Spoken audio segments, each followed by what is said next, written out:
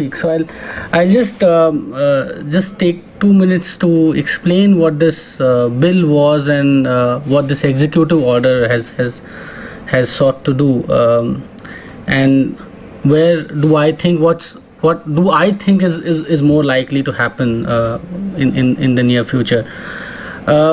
Firstly, the bill was conceived to bring foreign universities into India, what we call the Foreign Education Providers Bill, which was championed by Kapil Sibal.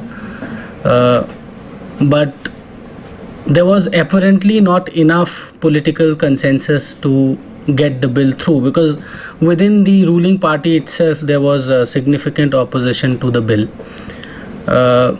and probably the bill was pushed through without having had sufficient discussions about whether you need foreign universities or education providers to come into India or not.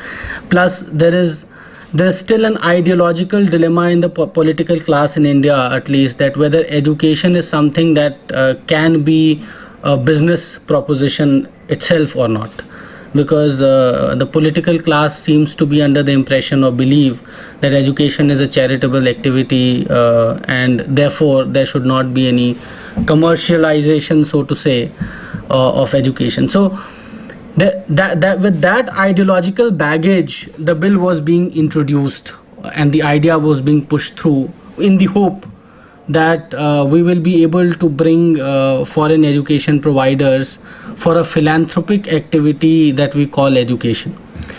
The bill, I mean, there are two ways. There are two viewpoints on it, whether the bill was required in the first place, whether your existing regulatory landscape is sufficient to tackle or to bring foreign universities in India. And I mean, at Sarthak, we firmly believe that most of the reforms that Mr. Kapil Sibal tried doing through the legislations, whether it was the merging of all the regulators into one, or getting this bill through, could have been done within the existing infrastructure. So your existing regulatory infrastructure is sufficient, and it enables you. Maybe you need a little bit tweaking here and there. You need probably one regulation or one insertion of one section in UGC Act, and that it would have been possible. But yet, I mean, Mr. Sibal wanted that a completely new system should be created. So when that could not be achieved, the same is sought to be achieved through executive orders. So basically,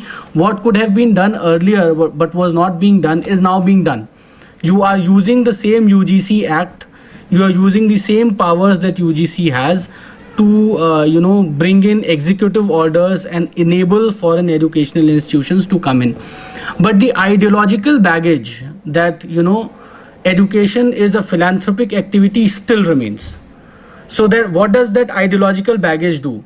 That ideological, what it does is that it puts a condition that your foreign educational institution has to set up a charitable venture in India, bring all the money as a charitable venture in India, and therefore and set up a venture. The question, so for example, they've said that you have to set up a Section 25 company, and a Section 25 company is a charitable company, so by its very definition it cannot take profits out.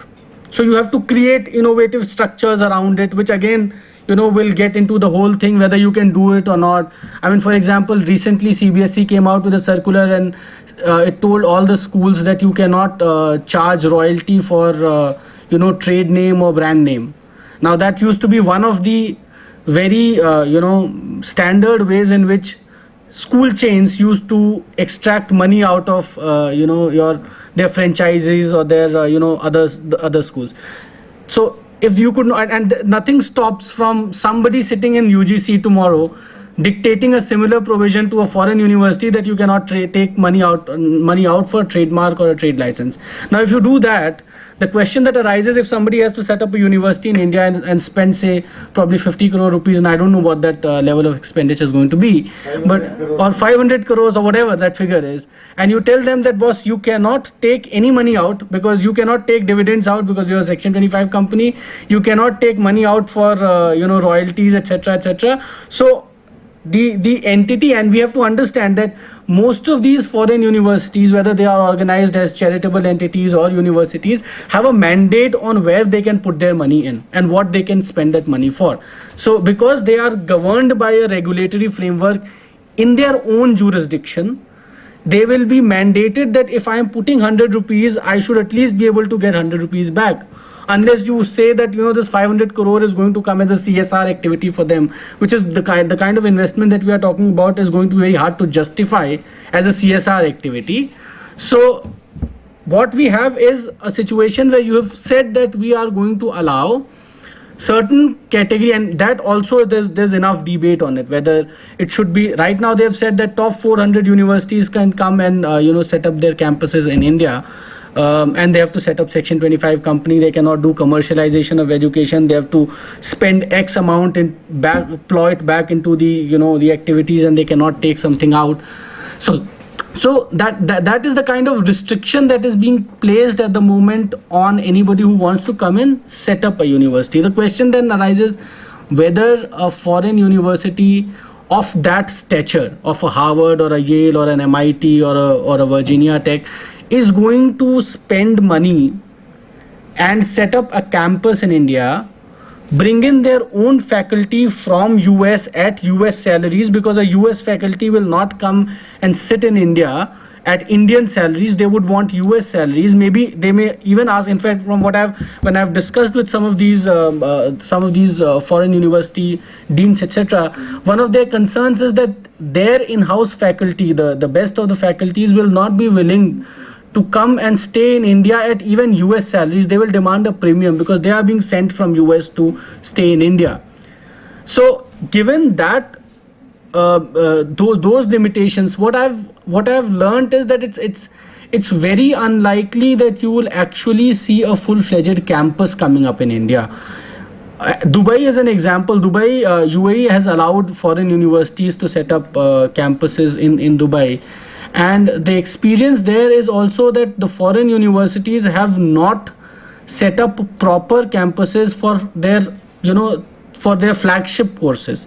So the flagship courses are still being offered out of their main campuses. What is being done in Dubai are short-term skill enhancement courses. So you will have like IIMs run an executive MBA. You may have something similar here. You may have some certificate courses which will give you which will give you a certificate which you can hang on your wall saying that I've got a degree or a certificate from, not a degree, a certificate from University XYZ. Whereas if you want to do their proper full-fledged courses, you will have to still go back to the original university in question.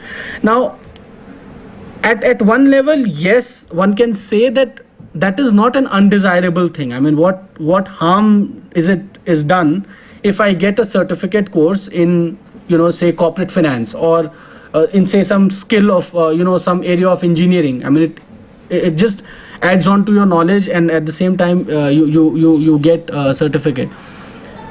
There's no harm, but the only thing is that there's an objective mismatch.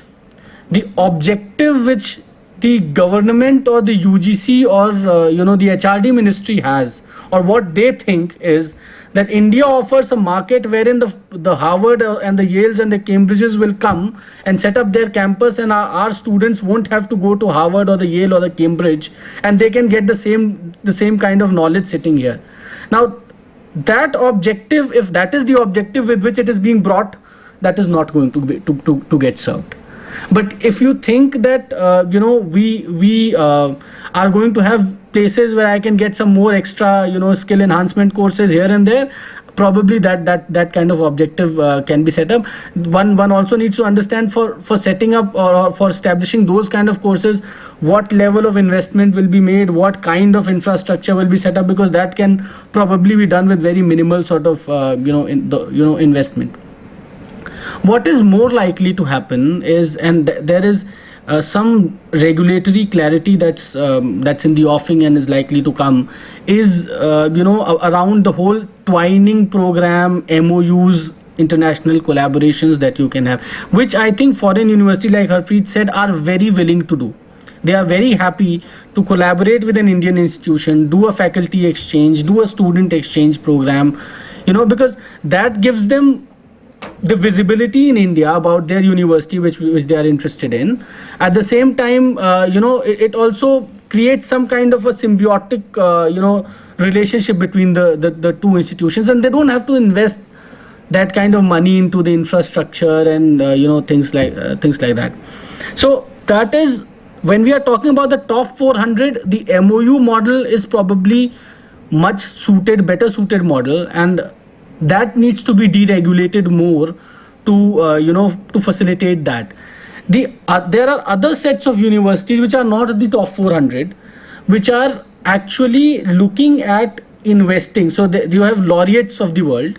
Laureate, I don't know if you know, Laureate is the largest private owned company which runs the largest chain of universities in the world. So they have about 70 odd universities that they owned around the world. Now Laureate is actually looking at setting up universities for mass consumption. So they want to set up universities for BCAs, for BBAs, for BAs, for BComs, for fashion technology kind of courses. Those are institutions that are who see Indian market as a market, education market as a market, and who are more willing to come in, invest money into in acquiring existing universities or setting up greenfield universities and provide courses. That is a segment which the government is not willing to open as yet. And that's the segment where I see for existing private entrepreneurs, there can be a real competition coming. Because you don't have a competition from a Harvard or a Yale, because we know, at least we can be in the shorter term, we can be reasonably sure they are not coming and going to offer here their regular BA programs. They are not going to offer BCom. Yeah. I think Harvard is already offering some certificate courses from IT Mumbai. Correct. They are offering executive programs. Yeah. They are also doing their branding for so many years. But that is the right thing. I don't think the Harvard or Wharton or such universities are coming to. Sure. And if they do establish, I think that will be a good opportunity for us also. Yeah, but it is. Universities of that. Correct. I agree with you. I agree with you. So, and those are not the universities that are anyway going to compete with the audio. They may be competing with an IIT probably, or an IISc probably. I think they could be a role model for IITs also for research. I agree with you. But if we get C-grade universities of UK or USA coming, I know there are a lot of universities. I agree with you. And the COD category. Those are the universities which were actually championing this bill. Those were the universities that were far more aggressive in championing the cause of allowing entry into India for foreign education providers.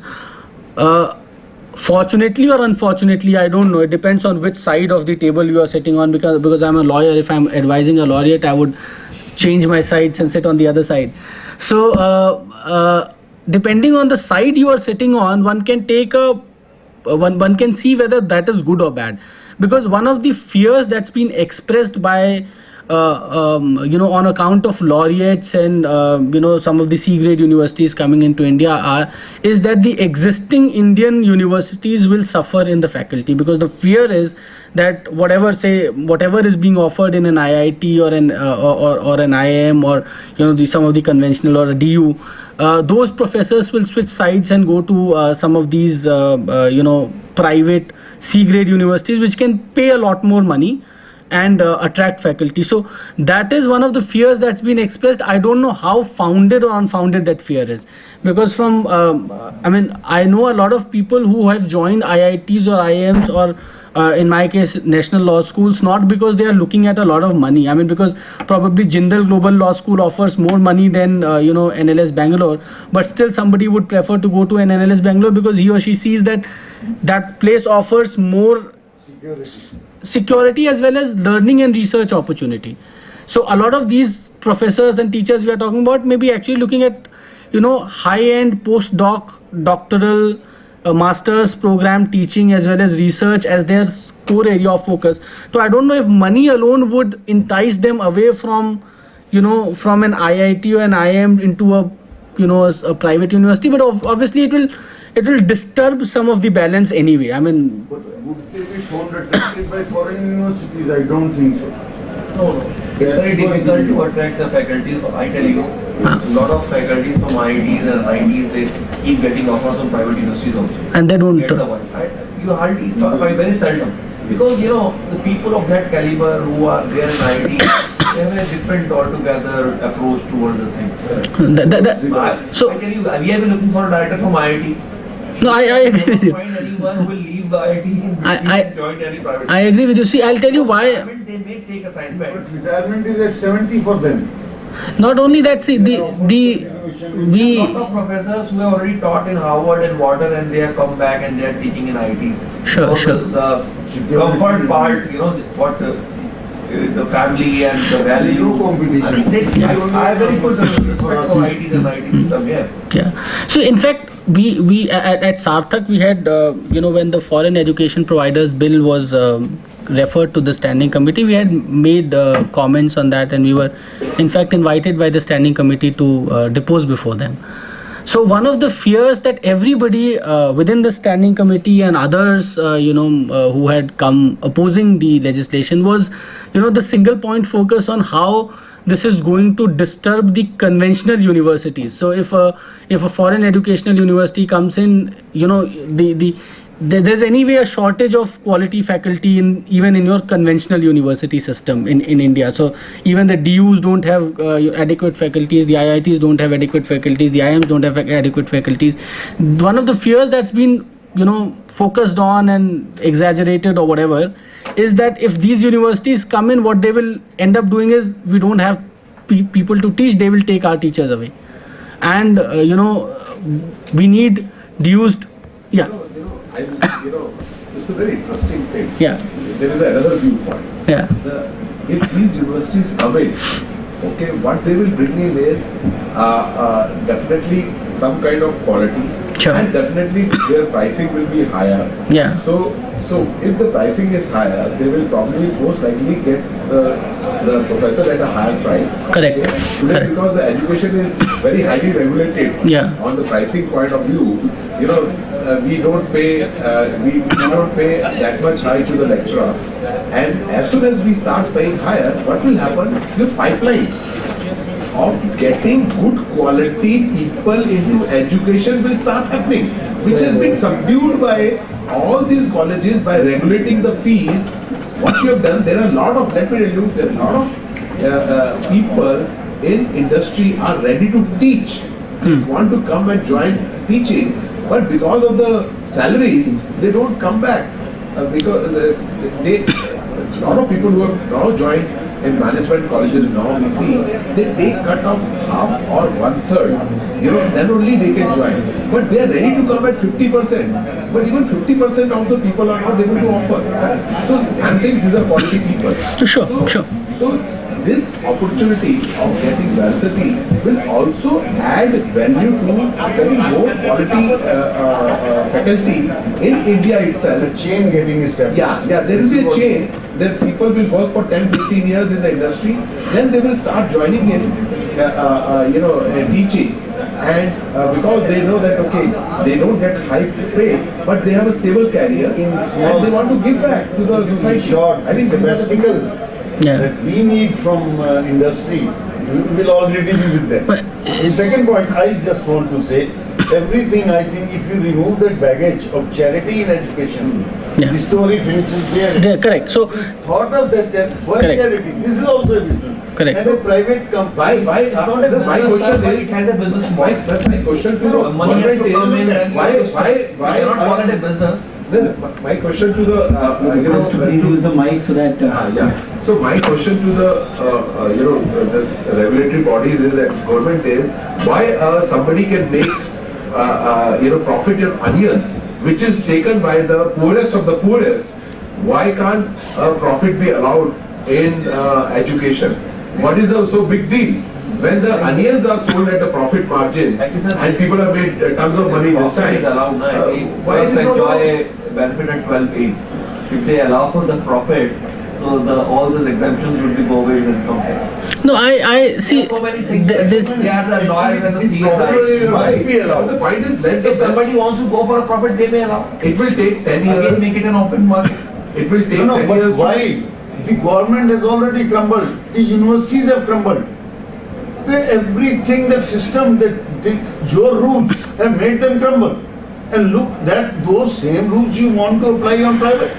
Which business is regulated? No, see, one Which concern, business is regulated? one concern of the government You- is that quality of education will suffer. Yes, it will suffer for maybe 10 years, but after 10 years, it will be all straight because people will figure it out who is good at what price point I need to study because there are today also standards available at a high end. Harvard is available at 1 crore and you have got the bottom in India available to Indian. As an Indian I can go and study in Harvard also, right? So the price points are available currently. So let individuals decide which is a good university and at what price he should pay for it.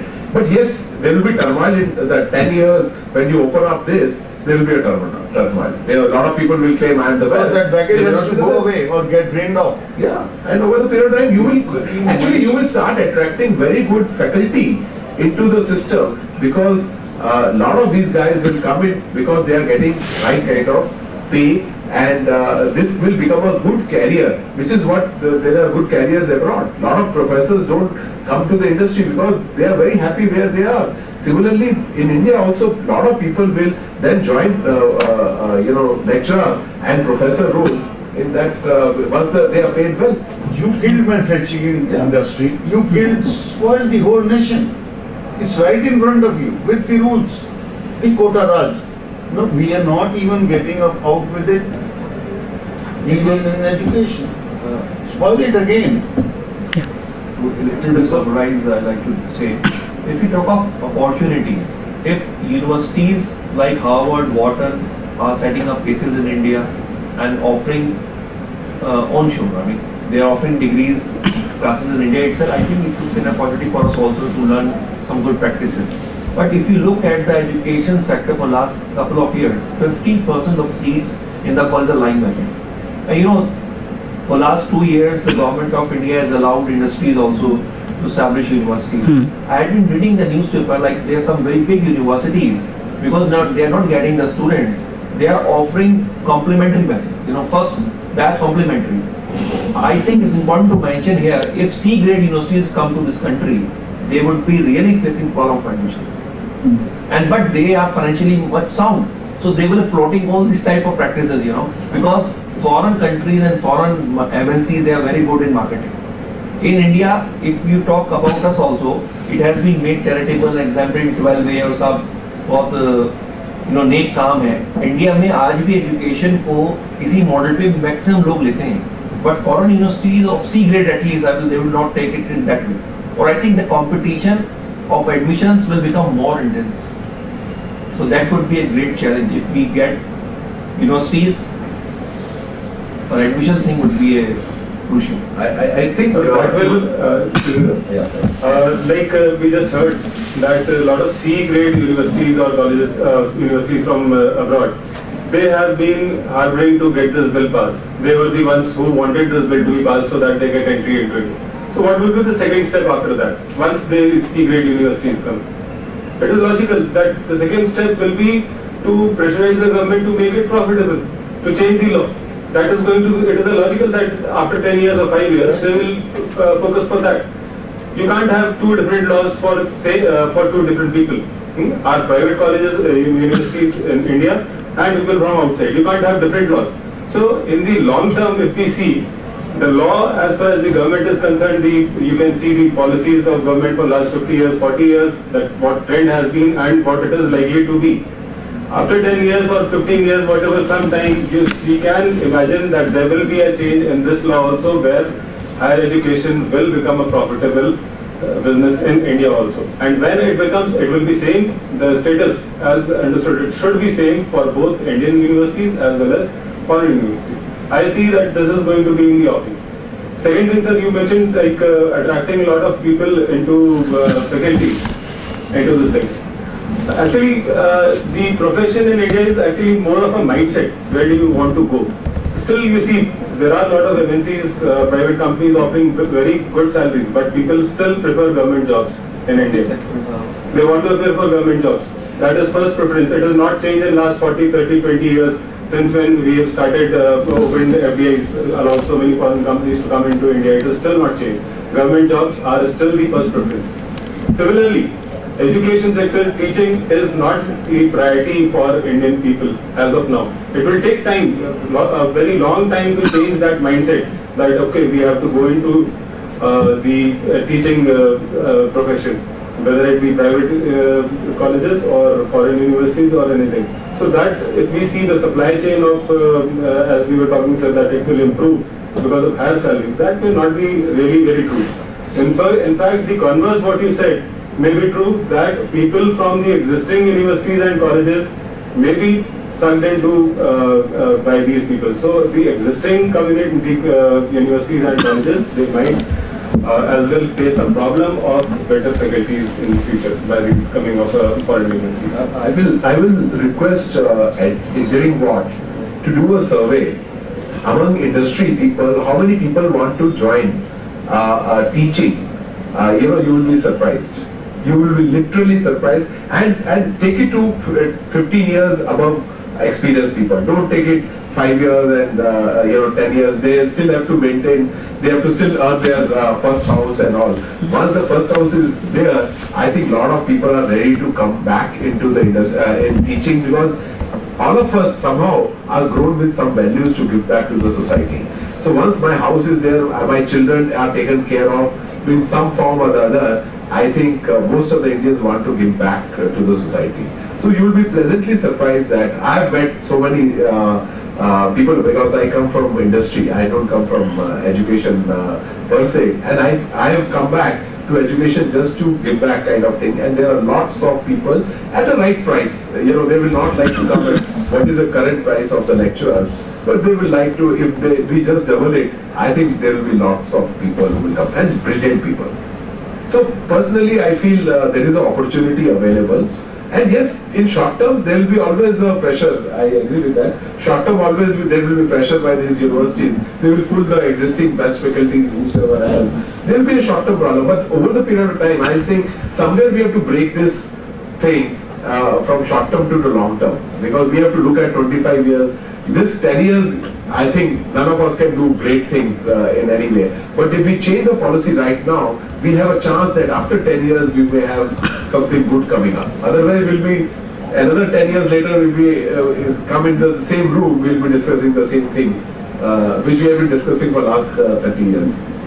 Harpreet, I would like to disagree with you slightly. Actually, the foreign universities, wherein I have also taught in few, they train, or their syllabus is so created that they train in each, they involve their faculty in creating that syllabus. They involve the industry in creating that syllabus. That scenario with our industry is not available. So the foreign university, I am sure, would not be taking half-baked professors or half-baked lecturers, or half-baked anything for their matter, even a peon, to come to their professional thinking, because it takes huge lot of time. I tell you, for a book to be created in industrial engineering, they took $1 million. Then the university and whatever they are standardizing, AINTU in America, they funded it for creating in one university. So the point is that similarly they are creating the professors and lecturers. But the question is of baggage with us. The main question is of baggage with us. Secondly, your topic of mindset. The mindset, of course, we have been subservient for 1200 years. How can we change it in 60 years? The government, gee, I think Raghav, you must have also done your homework. What are your views about it? I think we have an expert up here. Yeah, come, in the Yeah, right. actually, this forum is not to have a solution. It is just to evoke the Idea. various thoughts, and this debate and this deliberation has to continue. And our objective has been like to have such more forums where more and more people put up their views. Like I think a fantastic compilation of viewpoints are coming across, and they are all centers. What Abhishek has been putting across, the top universities are. We have to have a scenario between ourselves, the industry per se.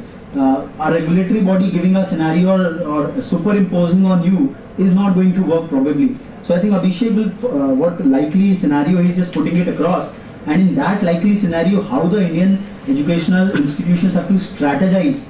I think we will have to devise a collective vision plan, a perspective plan in as per our different, like Nitut sir would be talking about his wonderful approach of Sunstone. He is talking about a supervisory national network on educational people over there. So the idea is all these approaches, they can be collated at a single place and advocated at the forums and platforms which do matter. The MHRD, AICT, and really the entire industry voice of the entrepreneurs as a whole. So I think we can have a very amicable solution, and which will be, like as Sir said, the opportunities of foreign universities for us, learning from them. again a non-violent one. So the violent or the non-violent or lot of. I think everyone in the house will admit if we get universities of Harvard, stature of Wharton, I don't think they would be in a So I think those top 30 have denied. All the national newspapers have taken the other day, and they have said that we have no plans to start the campuses. As Harpreet sir said, that their very existence would get demolished. अगर Harvard और Wharton आ जाए तो हमारे 90,000 करोड़ रुपए बचेंगे. The Indian forex which is going I out. think for that we don't have any type of Yeah. issue. No, but if C grade, the But- same stature universities are coming for a competition with us, I think that is a problem for all of us. So something is surely happening, sir. Yeah. Something is surely happening. Now we are seeing editors at the age of 30, 35. At my young time, I saw them all over 70. Something is happening. Surely. India is becoming, that is anyway there. So I mean, if you ask me for my gut feel, this charity from education is not going away anytime soon, practically speaking. I mean, at least the ideological baggage is not going to go away anytime soon. There have been enough. You see, you need a dictatorial government with at least absolute majority to run something like this, and it's not. I mean, it's unlikely to happen in any time soon. So we will have to live with this whole ideology that education has to be for charity for at least in the near future. I don't know about how things may change probably 5-10 years down the line. So whatever has to be worked within, it has to be worked within the framework. As far as foreign universities coming in, at the moment they are saying top 400. You may not see much traction with the top 400 because they are not the ones who are really interested into setting up campuses here. They may set up some small time courses, executive programs here and there, but not anything that will, stir up the existing, architecture environment. Again, because it's an executive order which says 400 today, it's an executive order tomorrow which can make that 400 4,000. If that 400 becomes 4,000, then yes, there is a possibility and a potential that some of the not so great universities, and there are enough of them which want to come and set up shop here. If that happens, then yes, I mean, all the issues that Harpreet pointed out, they may be stirring up, there may be faculties going away. Eventually, it may or may not stabilize. I'm not the best person to answer. So, yes, I mean, but at least in the near future with this government, you have 400. which is not going to do much of a damage to anyone, or rather damage or improvement in either way. So it's going to. That's the reason why these top 400 will not come to India. If these top 400, suppose they come to India, they attract students from all over the world, not only India. These Yeah. top 400. If they open a campus in India with the devaluating rupee and the conditionally available, the other countries from where these students go to these top 400, will they go there or will they come to In- India? in- Would they like to lose the business from another 190 countries to come into India? In So fact, on whole, the, they would not Or like to come to gradually India. walk away from us to Malaysia. But in fact, yeah, his. They are not. They are of fear both sides, it's not only Indians. Yeah. In fact, his point is very valid. Your point is very valid because the experience in Dubai has shown exactly this, that people who are studying in these universities in Dubai are essentially the Asians who were earlier going to US or UK are now moving to Dubai to study. So you're right. So we're just breaking for lunch, maybe another half an hour. Let's, Sir, could I We had come and planned for this. Take leave of you. Thank you very much. And अब जाना है. Right, my dear. अपना card दे दो. मेरा भी ले. बिल्कुल sir. We need lot to be discussed. Sarthak, you are doing a great job. We advise